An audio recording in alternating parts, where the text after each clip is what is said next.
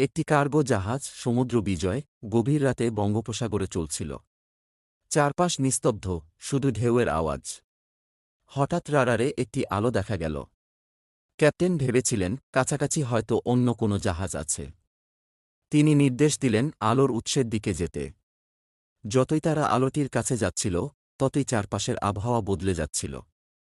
বাতাস থেমে গেছে, ঢেউগুলোও যেন স্থির হয়ে গেছে। কিছুক্ষণের মধ্যেই তারা দেখতে পেল একটি বিশাল জাহাজ। কিন্তু জাহাজটির অবস্থা অদ্ভুত, পুরনো দিনের নকশার মতো ধ্বংসপ্রায়, তবুও সেটি ভাসছে। জাহাজের ডেকে কয়েকটি ছায়ামূর্তি হাঁটছিল। তাদের পোশাক শত বছর আগের মতো ছিল। ক্যাপ্টেন সিদ্ধান্ত নিলেন কাছ থেকে দেখার জন্য একটি ছোট নৌকা নামিয়ে জাহাজে উঠতে হবে। তিনজন নাবিককে সঙ্গে নিয়ে তিনি জাহাজে ওঠেন। ভেতরে ঢুকে তারা দেখতে পায় সবকিছু পুরনো, ছেঁড়া পাল, ভাঙা কাঠ, আর সর্বত্র ঝুলের মতো কালো দাগ। হঠাৎ করেই তারা একটি কক্ষে প্রবেশ করে, যেখানে মোমবাতির আলো জ্বলছিল। একটি পুরনো রেডিও থেকে একটি ধাতব কণ্ঠ ভেসে আসছিল, কেন তোমরা এসেছ? এই জাহাজ মৃতদের জন্য, এখানে প্রবেশ করলেই মুক্তির পথ নেই। তারা ভয়ে দৌড়ে জাহাজ থেকে নামতে চেষ্টা করল। কিন্তু নৌকাটি কোথাও নেই।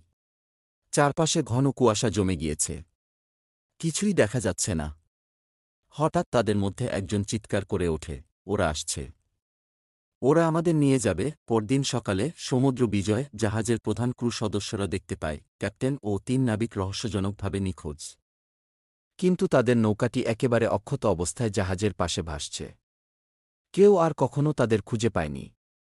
তবে রাডারের রেকর্ডে একটি অদ্ভুত সিগন্যাল ধরা পড়েছিল। গল্পটি সমুদ্রযাত্রীদের মধ্যে একটি লেজেন্ড হয়ে রয়ে গেছে। তারা বলে যে কেউ গভীর রাতে সেই আলো অনুসরণ করলে আর কখনো ফিরে আসে না।